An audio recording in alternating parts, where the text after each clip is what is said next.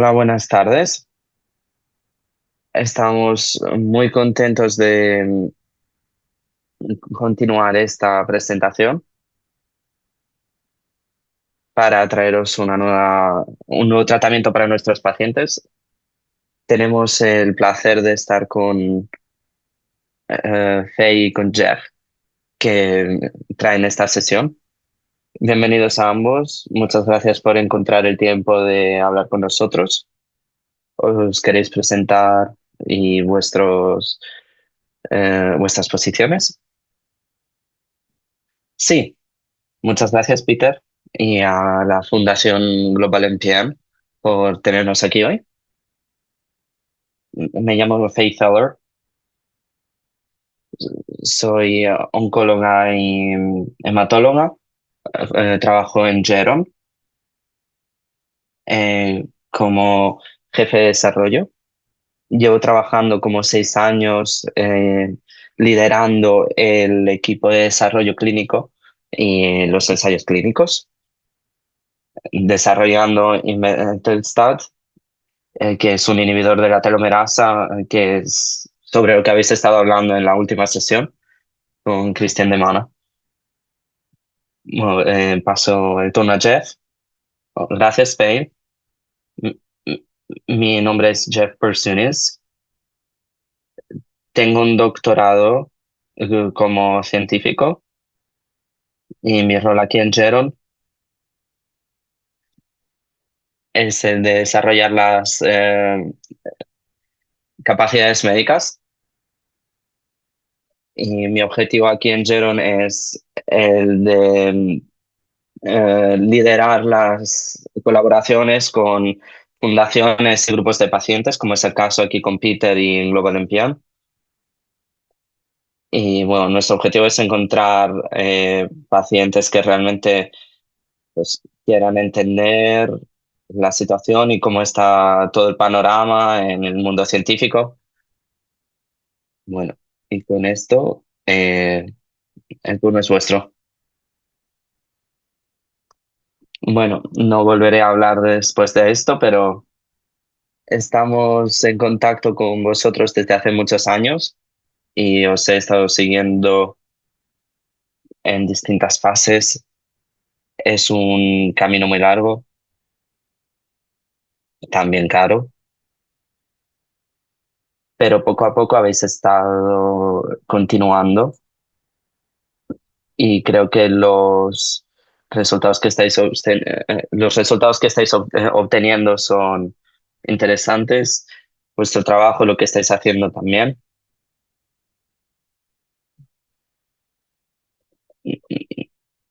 Nosotros bueno, tenemos que dar la información a los pacientes sobre el gran trabajo que estáis haciendo, también sobre los sacrificios que estáis haciendo para traer un producto como este al mercado. Por esto quería daros las gracias en nombre de todos los pacientes, porque dependemos de vosotros para que nuestros síntomas mejoren y que un día obtengamos un tratamiento que cronifique la enfermedad. Así que gracias por vuestro trabajo. Y ahora, Faye, os doy la palabra para que nos expliquéis cuál es vuestro tratamiento. Claro, gracias. Empiezo la presentación. Os tengo que agradecer por esto. Es importante que mantengamos a los pacientes en el punto de mira sobre lo que hacemos como en los ensayos médicos y con nuevos tratamientos, porque al final no vemos a los pacientes y hacemos nuestro trabajo, pero es importante saber al final qué, qué es lo que estamos haciendo para que los pacientes se sientan mejor a largo plazo, para conquistar su enfermedad, por así decirlo. A menudo tenemos que dar un paso atrás y hablar con colaboradores como vosotros para recordar esto. Gracias por vuestro trabajo y por tenernos aquí.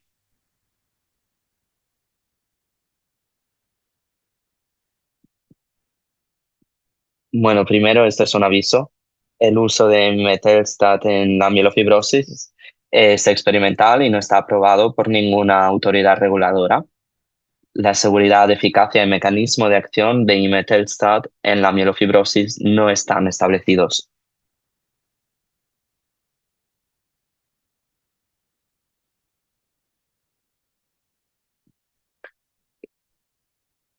Cuando hablamos sobre neoplasias mieloproliferativas, nos enfocamos sobre todo en mielofibrosis, pero recordamos que la mielofibrosis también se puede desarrollar hasta la trombocitemia esencial o la policitemia vera.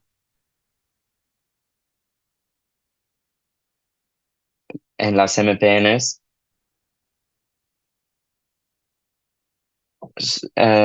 bueno, todas se enlazan, ¿no? La PV y la ET se pueden transformar en MF y también en el MA a su mismo modo. Así que son enfermedades que realmente tienen una amenaza, ¿no? De manera más rara, se, pues, bueno, la mielofibrosis se caracteriza por la fibrosis de la médula ósea. La fibrosis es cuando en la médula ósea hay tejidos no celulares que se depositan en vez de materiales que pueden ayudar a generar y a funcionar, ¿no? Y lo que pasa es que, bueno, el bazo empieza a funcionar como una, una protección, pero no de manera óptima. Y todo esto pues acaba llevando a otros síntomas, ¿no? Que ya conocemos, como la fatiga, estar cansados, eh, la, el bazo grande, pues bueno, también tenemos problemas en la zona del ombligo, del estómago, perdón. Eh, Cada paciente lo experimenta de manera diferente. Eh,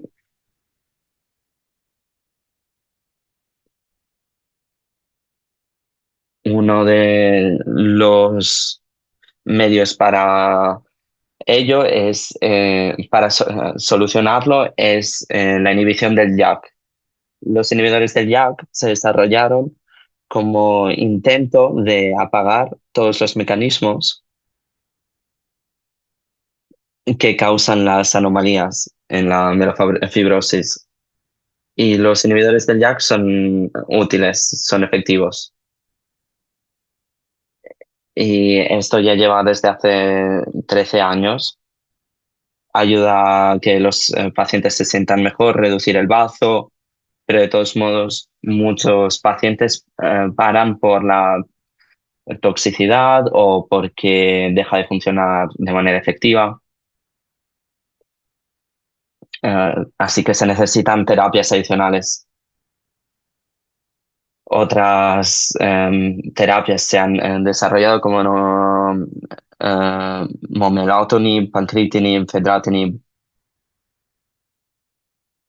y esto se recomienda para pacientes con una cantidad menor de plaquetas, pero no hay terapias que ahora mismo se estén aprobadas y que no se enfoquen en el JAK. Lo que sabemos es que cuando alguien está en ruxolitinib o otro inhibidor del JAK, es que la inhibición del JAK, o utilizar esta medicación, no es la única respuesta para tratar esta enfermedad. Así que se necesitan nuevas terapias. También sabemos que una vez los pacientes fallan estas terapias, pues la supervivencia es bastante baja. Lo que sabemos es que en la mielofibrosis, otro camino, y realmente en la mayoría de los cánceres, la telomerasa se expresa de manera muy alta.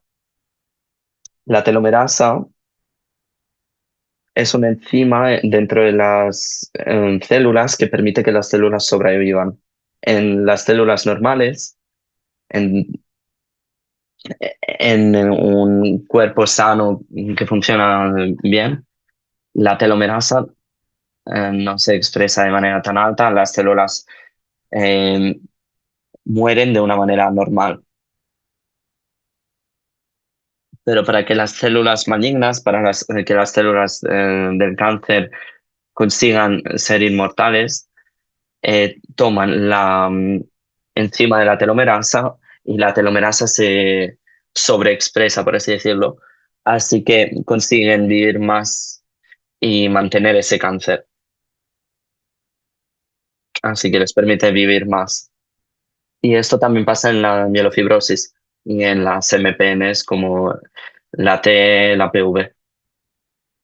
Tienen un nivel alto de telomerasa, que es lo que vemos en células cancerígenas, pero no en otras. Por lo que la telomerasa sería un buen objetivo para una terapia. Así que en un inhibidor tendríamos los inhibidores del JAK y los inhibidores de la telomerasa. Y es en lo que se enfoca Geron. Es un inhibidor de la telomerasa llamado imetelstat. Así que destruyendo la enzima de la telomerasa, iríamos a destruir estas células que están causando las células malignas o las células cancerígenas, que es lo bueno, al final la telomerasa es lo que les permite vivir, que al final es la base de cánceres de la sangre como la MF.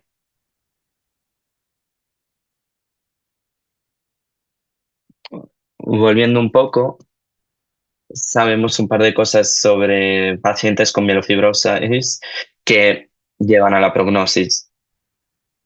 Sabemos que la anemia está correlacionada con el cáncer y con una supervivencia más baja. Así que dejar un jack del inhibidor teniendo anemia y dependiendo de transfusiones de sangre, pues empeoran la prognosis, ¿no? También tenemos que recordar que hay una carga significativa de la mielofibrosis en el paciente, especialmente si dependen de las transfusiones. Necesitan un montón de recursos de clínicos, doctores, tiempo en su día, incapacidad de participar en sus días y disfrutar de manera normal. Aparte de los costes. Así que juntando las piezas, sabiendo que hay una necesidad en los pacientes con mielofibrosis, especialmente en los que no están respondiendo a los inhibidores de JAK, que los inhibidores ya no son tratamientos efectivos, y sabiendo que estos pacientes tienen pocas soluciones y un alto nivel de síntomas y más mortalidad, que por otra parte, sabiendo que la telomerasa se sobreexpresa en las células malignas y tenemos el inhibidor de telomerasa, estamos sobrellevando un estudio en fase 2 para ver la eficacia del imetelstat en pacientes con mielofibrosis que han estado tratados con un inhibidor de JAK y que no han prolapsado. Así que en esta fase 2 del estudio fue para ver qué dosis de imetelstat era más efectiva y más tolerada. En esta fase refractoria con el JAK inhibidor para la población de pacientes de mielofibrosis con inhibidor de JAK, en imetelstat con 8,9 miligramos por kilo es infusionado y cada 3 semanas. Y la otra dosis es 4,4 miligramos por kilo, también intravenoso, cada 3 semanas. Tenemos 59 pacientes por una parte y 48 por la otra. Y tenemos varios puntos, ambos síntomas y el bazo. Estos son puntos en común de este ensayo clínico de la mielofibrosis que fueron establecidos por los inhibidores de JAK antes de la ruxolitinib. Así que esto es como medimos todas las terapias, incluso si no son inhibidores de JAK, y si son efectivas.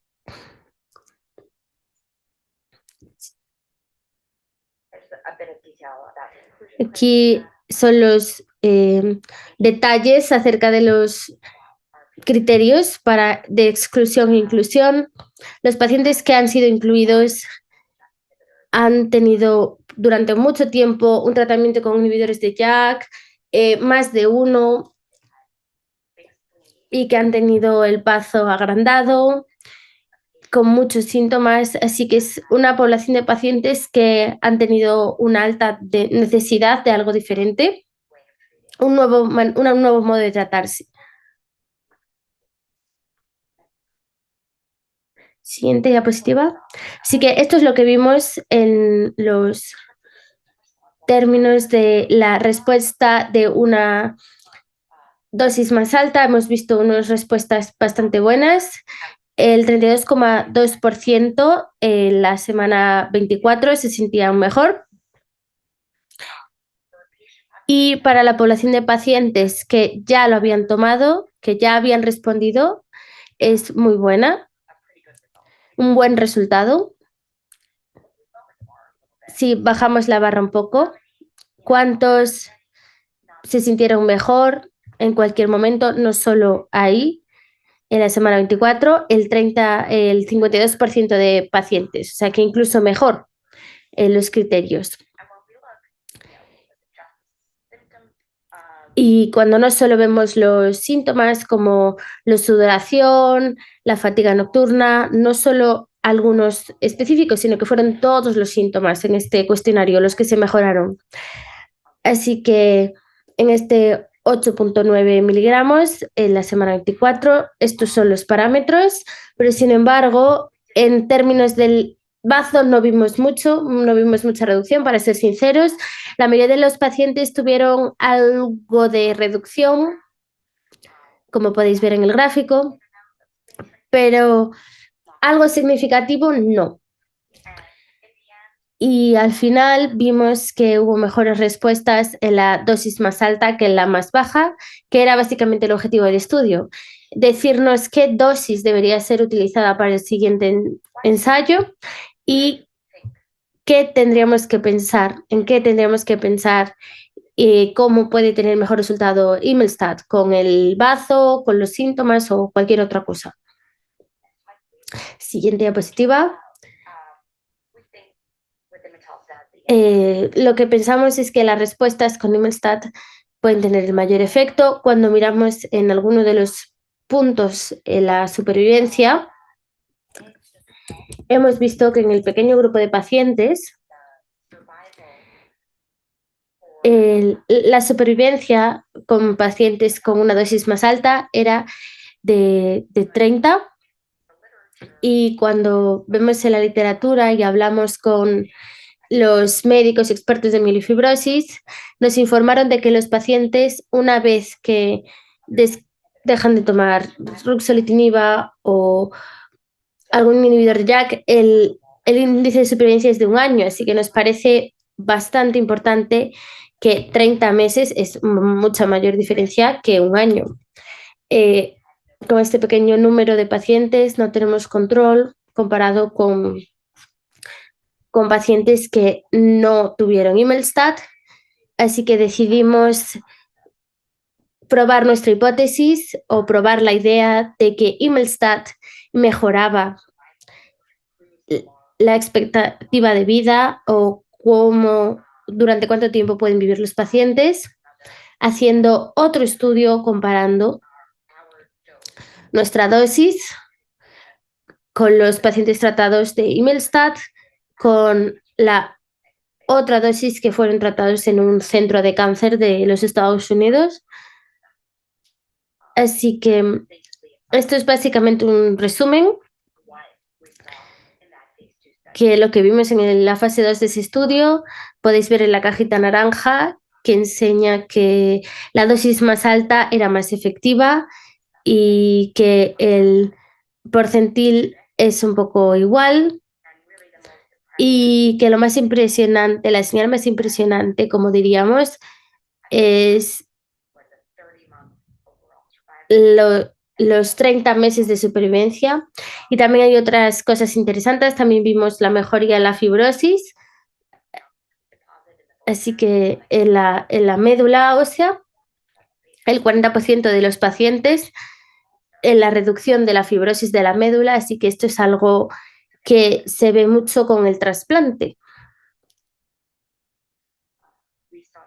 Vimos alguna reducción en la mutación, en las mutaciones, que es un signo posible de que las células abnormales malignas de cáncer se estaban reduciendo con el tiempo.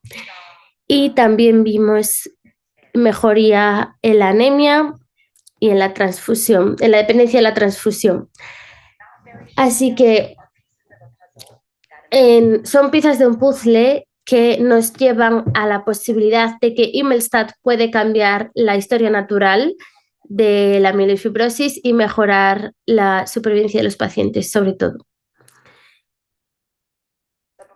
Así que antes de hablar de la fase 3, quiero tener unas palabras acerca de lo que hicimos para ayudarnos a sentir más confiados de llevar el estudio en lo que es el mundo real, con pruebas en el mundo real. Cogimos datos de un grupo de pacientes que estaban siendo tratados en un centro de cáncer en Florida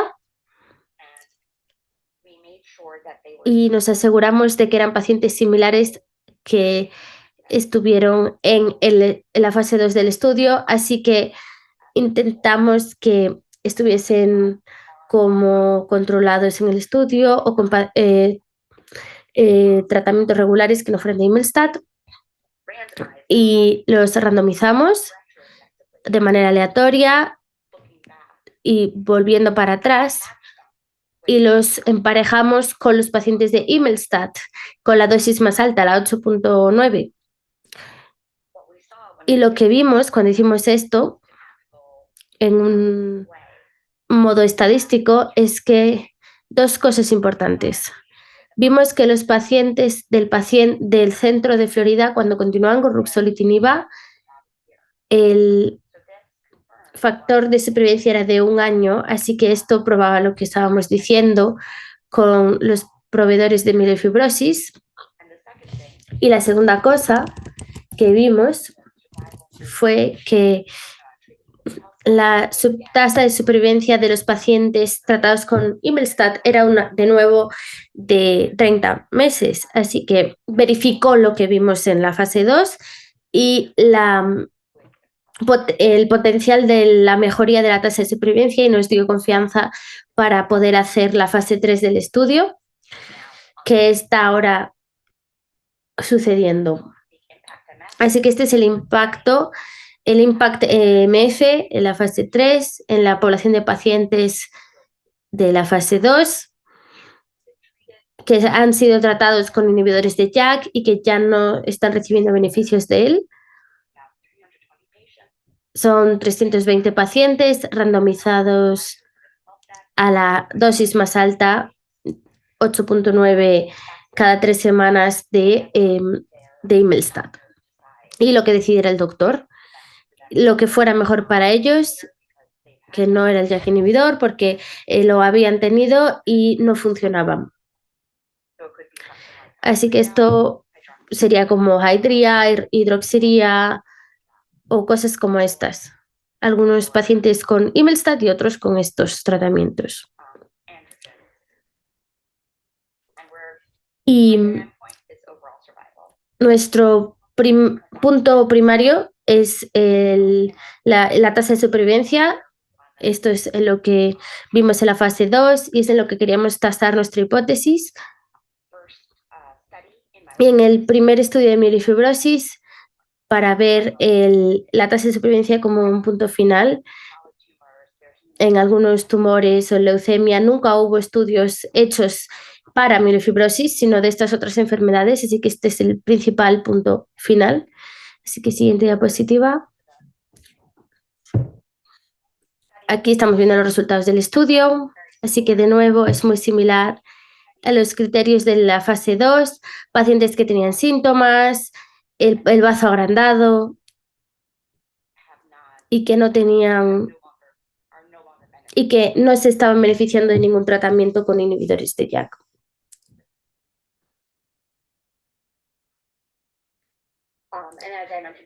Y como mencioné previamente, en lo que es seguridad, porque Imelstad es activo en la médula ósea, hay toxicidad hematológica, bajas plaquetas en la mayoría de los pacientes. Lo que es interesante es que no vemos las consecuencias crónicas. Así que cuando esto está bajo, esperamos infecciones, pero no las vimos. Cuando las plaquetas están bajas, esperamos sangrados, no lo vimos. Así que los pacientes tenían estos síntomas, pero las hospitalizaciones fueron bajas o las infecciones, los sangrados no ocurrieron con Imelstad. Vimos que las citopenias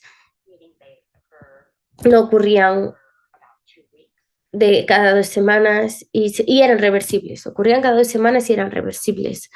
También vimos algunas reacciones a las infusiones, pero con la dosis de la medicación se podía arreglar.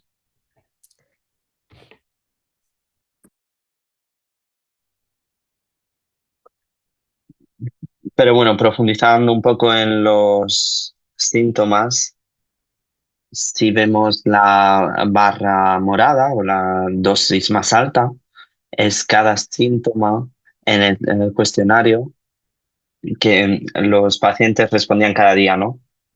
Vemos que los pacientes han mejorado, una barra más alta significa que el paciente ha mejorado, que el síntoma se ha reducido.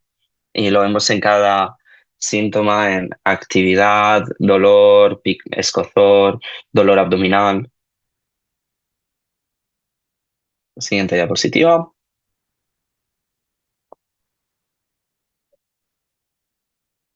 Pues bueno, volvemos a cambiar un poco. Estamos en un caso en fase 3 en pacientes que ya fueron tratados con inhibidores del JAK, pero uno de los principios del desarrollo de medicamentos en oncología es que si crees que tienes un medicamento que funciona y beneficia a los pacientes y que puede incrementar la expectativa de vida o cambiar eh, el recorrido, quiere decir que cuanto antes empieces con la medicina es mejor, ¿no? Así que hemos empezado un estudio muy rápidamente para combinar imetelstat con ruxolitinib de manera segura para poder escalarlo o empezar el tratamiento antes de que la medicina original empiece a fallar en los pacientes, ¿no? Se podría hacer, tenemos que ver si se puede hacer de manera segura y también ver si tiene alguna efectividad. Bueno, primero la pregunta es, ¿se puede hacer de manera segura? Hemos hecho un estudio en fase 1, se sigue haciendo. Hemos completado la parte de escala de la dosis. Hemos utilizado 4 dosis diferentes. Empezamos con dosis más pequeñas y luego más grandes para que combinándolo con el ruxolitinib, con cualquier dosis que estuviesen tomando, para estar seguros de que tomar ruxolitinib al mismo tiempo que Imetelstat pues era seguro y los pacientes no tuvieron efectos secundarios graves. También lo que pasa es que el ruxolitinib puede bajar ciertos niveles y también el imetelstat, como plaquetas, neutrófilos y hemoglobina. Y estos bajaron bastante. Y lo que vimos es que incluso con la dosis más alta, 8,9 miligramos, la combinación de imetelstat y ruxolitinib se toleraba de muy buena manera. Los pacientes no tenían sangrados, infecciones, por lo que parece una combinación segura. Así que vamos adelante con una dosis más alta, i- incluyendo a más pacientes para ver si hay más efectividad también en el tema del bazo, en otros síntomas, para ver también si hay otras señales como mutaciones genéticas y es en la fase en la que está ahora el estudio.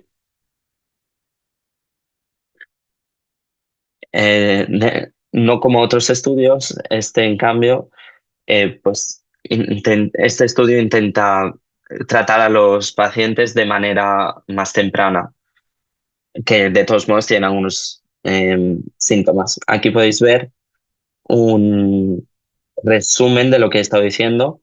Los efectos secundarios eran principalmente anemia, hemoglobina baja,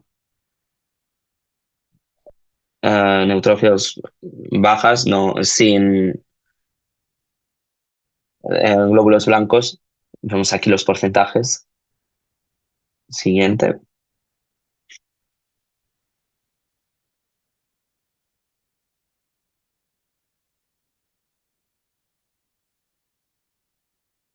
En el otro gráfico hemos visto cómo las barras bajando, quería decir que los síntomas se están mejorando. Cuanto la barra es más baja, pues mejor los síntomas, ¿no? Incluso aquí con dosis más bajas, pues los síntomas se están mejorando. Parece que algo está funcionando, ¿no? Estos son los datos para España. Hay pocos pacientes, entonces es demasiado temprano. La azul es con la dosis más alta. Con la tercera más alta, no tenemos todavía pacientes con la dosis más alta, pero bueno, lo actualizaremos pronto. Bueno, pues en general creemos que imetelstat, como un inhibidor de la telomerasa, es un mecanismo de acción único.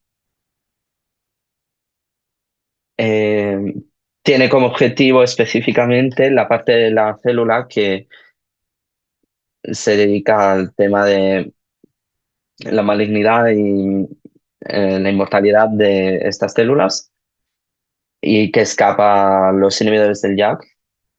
Entonces, esto puede realmente ayudar a la evolución de la enfermedad. Y bueno, sabremos mucho más cuando salgan los resultados del estudio en fase 3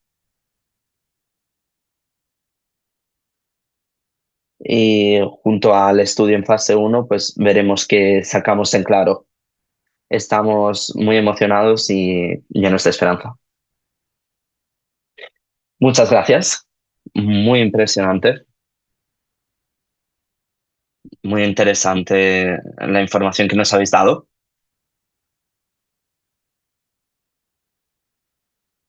Básicamente, vuestro primer ensayo y, y bueno, y el segundo es combinándolo con Ruxo, ¿no? No habéis hablado de todos los síntomas, no he visto mucho sobre la fatiga, por ejemplo. ¿Es algo en lo que os habéis fijado? ¿Está mejorando? He visto algunos síntomas, pero no he visto mucho sobre la fatiga. ¿Habéis trabajado también en eso? ¿Estáis intentando averiguarlo? Sí, de manera muy interesante. El cuestionario principal que hemos utilizado en la fase 2, el análisis estándar para eso, aunque la fatiga estaba recogida en este cuestionario, el análisis estándar sacó la fatiga de este cálculo. Así que tenemos los datos de la fatiga, pero no lo he enseñado aquí. En general hemos visto una mejoría en la fatiga y lo que sí que puedo compartir es que nuestra medicina se ha aprobado para el tratamiento de casos de bajo riesgo y de pacientes que dependen de las transfusiones para sacar a los pacientes que dependen de estas transfusiones de esa situación, ¿no? Pero esos pacientes hemos visto que mejoran en el tema de la fatiga, lo que no nos esperábamos, la verdad, a pesar de que tuviesen menos transfusiones, porque sabemos que estas transfusiones mejoran el tema de la fatiga, pero bueno, en el estudio en fase 3 sí que estamos utilizando la fatiga como una medida.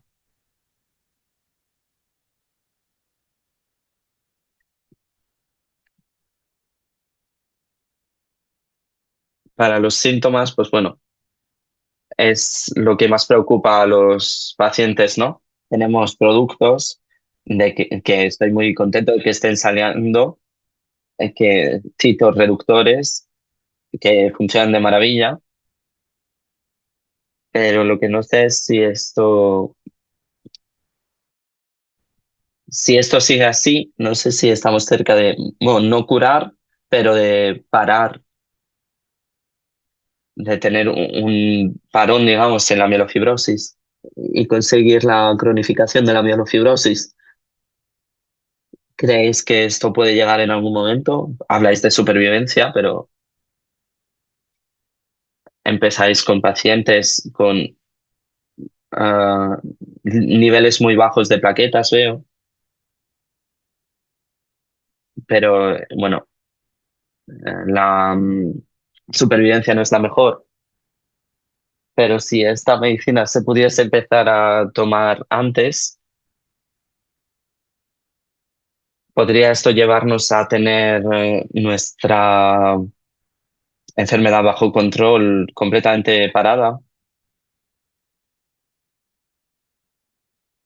Sí, estoy completamente de acuerdo, Peter.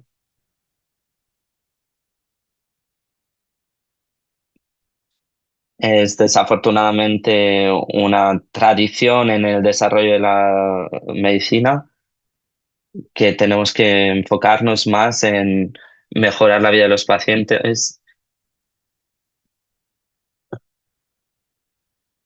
pero creo que el objetivo final es que sí,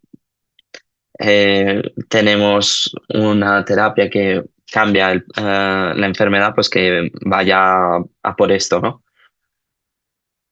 La manera en la que estáis atajando el problema, yo soy un paciente, perdón, no tengo ninguna idea sobre química y tal,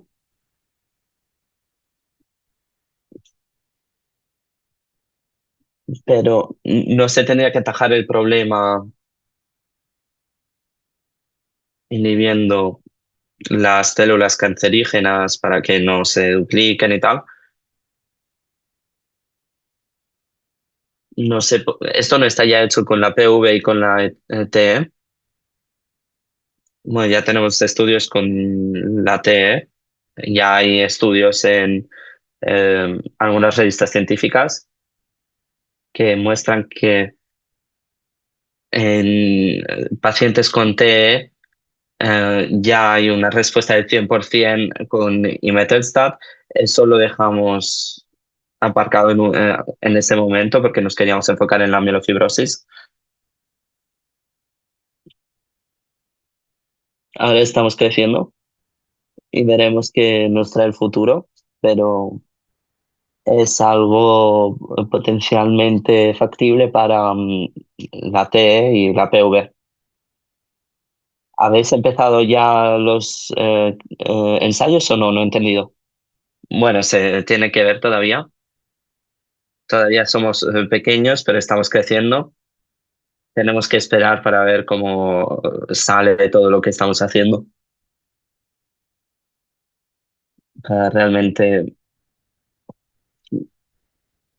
ver cómo mm, atajamos esto, ¿no?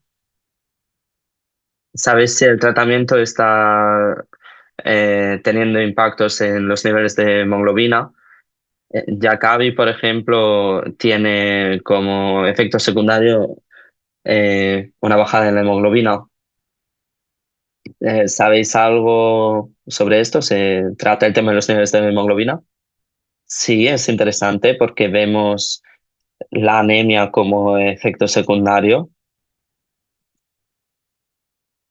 pero también vemos un 25% de independencia de las transfusiones. Así que vemos algo de anemia como toxicidad, pero también parece que según se va mejorando, estos niveles de hemoglobina van mejorando la independencia de las transfusiones. Así que si lo vemos así, es un poco como la médula ósea, ¿no? Que esto hace que los neutrófilos, hemoglobina, etcétera, pues va hacia abajo, empeora, pero según la médula ósea se va mejorando, pues vuelve a subir. Bueno, pues sí, es fantástico, no lo había pensado, que pueda revertir el daño en la médula ósea, que la médula ósea vuelva a funcionar, pues parece un sueño, ¿no? Pero bueno, parece que lo podéis conseguir, ¿no? Sí, yo también te recomendaría em, esta publicación científica, no lo he mencionado, lo siento, pero hace como 10 11 años se publicó que es que revirtió completamente algunos casos de mielofibrosis y esto es, pues sí, parece un sueño. Sí, es el objetivo final, ¿no? Seguir teniéndolo entre ceja y ceja. Sí, me dio un montón de inspiración. Bueno, os puedo decir que tengo una especie de teoría, bueno, queremos agrupar las necesidades que no se están cubriendo en pacientes de MF y que expliquen lo que tienen que sufrir por los efectos secundarios. Es algo impresionante, porque la mayoría de la gente está perdiendo sus trabajos y no puedes pensar de manera clara, problemas de concentración, más allá de la fatiga. Conozco pacientes que no pueden salir directamente de la cama en 4 o 5 días, son incapaces de hacer nada. Afecta muchísimo a la población. No somos muchos, pero estamos todos sufriendo tremendamente por todos los efectos secundarios. Así que nos gustaría ver que los efectos secundarios, pues bueno, se están teniendo en cuenta. Pero bueno, dices que lo estáis tomando en cuenta en los ensayos clínicos, así que me parece muy importante. Podríamos tener una sesión conjunta con pacientes y con vosotros para que podáis escuchar lo que cuentan los pacientes. Es una vida muy complicada para los pacientes, la de vivir con todos los síntomas. Así que os agradecemos mucho que estéis siguiendo este camino, luchando esta batalla, a pesar de todos los problemas. Es una maratón muy larga.